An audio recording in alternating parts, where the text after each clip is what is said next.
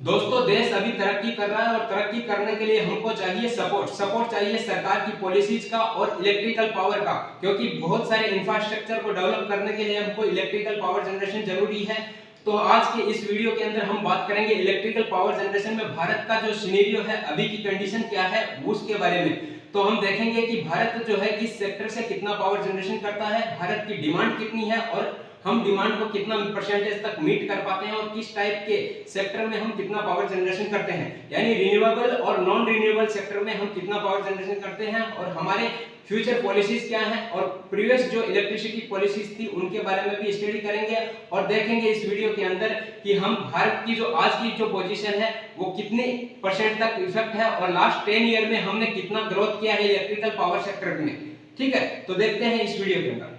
देश का ट्रांसमिशन जो है वो 2003 के बाद में जो इंडिया का पावर सेक्टर सिनेरियो है वो 2003 के बाद में जो इलेक्ट्रिसिटी एक्ट आया उसके अंदर देश को नेशनल ग्रिड में कन्वर्ट करने की कोशिश की गई या उसके लिए प्लानिंग की गई है।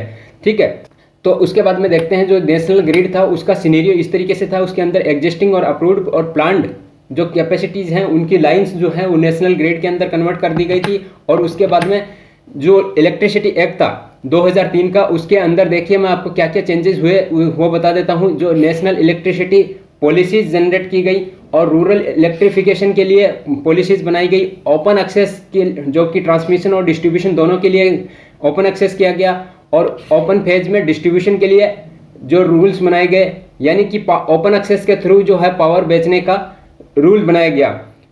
उसके बाद में लाइसेंस फ्री जनरेशन करने के लिए और डिस्ट्रीब्यूशन करने के लिए रूल्स लाए गए और पावर ट्रेडिंग करने के लिए, जैसे कि हम कंपनीज के लिए एससी और बीएससी में ट्रेडिंग करते हैं वैसे ही पावर का ट्रेडिंग करने के लिए भी पॉलिसीज जनरेट की गई। और उसके बाद में मीटरिंग के लिए जो है वो मैंडेटरी कर दिया गया। सभी जनरेशन स्टेशन और डिस्ट्रीब्यूशन को जो है ग्रॉस और नेट मीटरिंग करने के लिए मैंडेटरी कर दिया गया था और जो इलेक्ट्रिसिटी का जो चोरी हो रहा था उसके लिए पेनल्टी का रूल बनाया गया। ठीक है, उसके बाद में देखते हैं कि इंडिया का जो पावर सेक्टर सिनेरियो है वो आज की कंडीशन में यानी कि 2022 के अंदर क्या है। तो इसके अंदर देखिए सेक्टर वाइज हम देखते हैं कि सेंट्रल गवर्नमेंट जो है वो 99,000 मेगावाट का पावर जनरेशन करता है, जिसके अंदर से 67,000 मेगावाट जो है वो जनरेशन करता है एनटीपीसी। ठीक है, और स्टेट सेक्टर यानी स्टेट गवर्नमेंट जो है वो लगभग 1,04,000 मेगावाट के आसपास पावर जनरेशन करता है और प्राइवेट सेक्टर का जो है वो लगभग 49% का स्टेक है पावर जनरेशन करने के अंदर। तो इंडिया का जो पावर जनरेशन करने का कैपेसिटी है वो लगभग 400 गीगावाट का पावर जनरेशन करने की कैपेसिटी है इंडिया की। ठीक है, तो उसके बाद में अलग अलग जो जनरेशन कैपेसिटीज हैं फ्यूल वाइज वो देखते हैं। तो जो फॉसिल फ्यूल है उसके अंदर जो हमारी जो इलेक्ट्रिसिटी जनरेशन करने की कैपेसिटी है वो लगभग है आपकी 236 गीगावाट के आसपास और जो नॉन फ्यूसल फ्यूल है उसकी जो कैपेसिटी है वो है टोटल 163 गीगावाट के आसपास।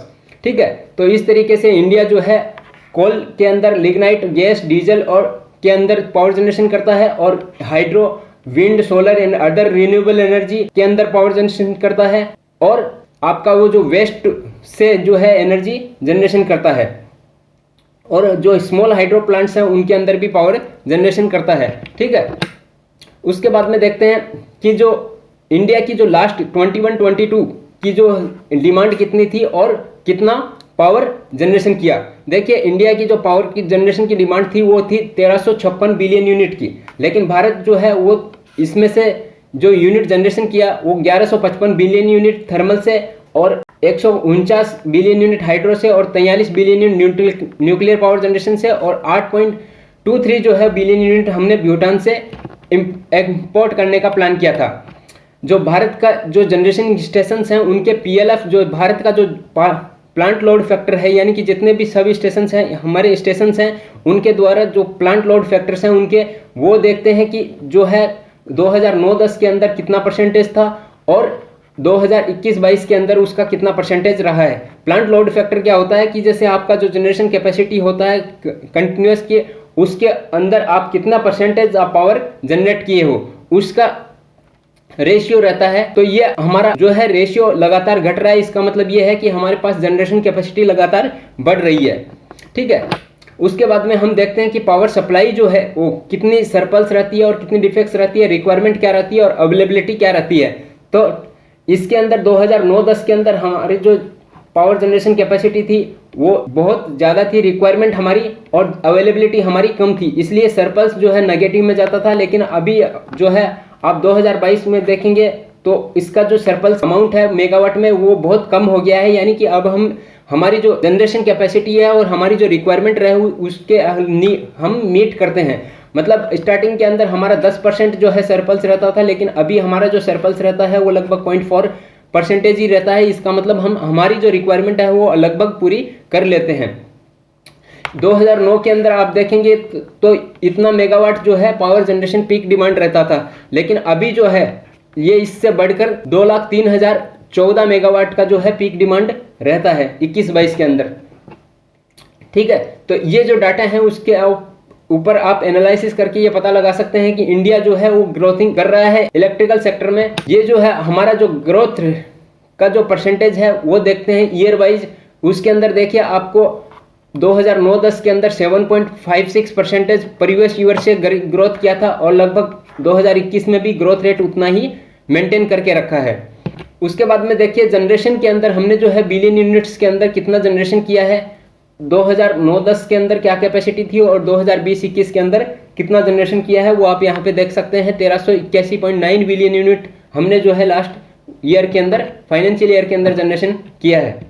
ये है हमारा जनरेशन का ग्रोथ जो है वो लास्ट ईयर के अंदर हमारा जो ग्रोथ था वो परसेंटेज के अंदर प्रीवियस ईयर की तुलना में हमारा जो है माइनस में चला गया था, यानी हमने जो है जनरेशन जो है का जो ग्रोथ है वो कम हो गया था। उसके बाद में देखते हैं आज का जो पोजीशन क्या है कि डिमांड कितना रहता है हमारा, वो लगभग 173,544 मेगावाट के आसपास रहता है, यानी कि 173 गीगावाट के आसपास हमारा जो है टोटल इंडिया का डिमांड रहता है। उसमें से हम जो है थर्मल से जनरेशन करते हैं 130 गीगावाट और गैस से जनरेशन करते हैं लगभग 2 गीगावाट और न्यूक्लियर से करते हैं 4 गीगावाट और हाइड्रो से करते हैं 16 गीगावाट और रिन्यूएबल एनर्जी से करते हैं 23 गीगावाट का पावर जनरेशन। ठीक है, तो इस तरीके से आपने इस वीडियो के अंदर देखा कि भारत की जो है डिमांड कितनी रहती है पावर की और जनरेशन कितना करता है। धन्यवाद।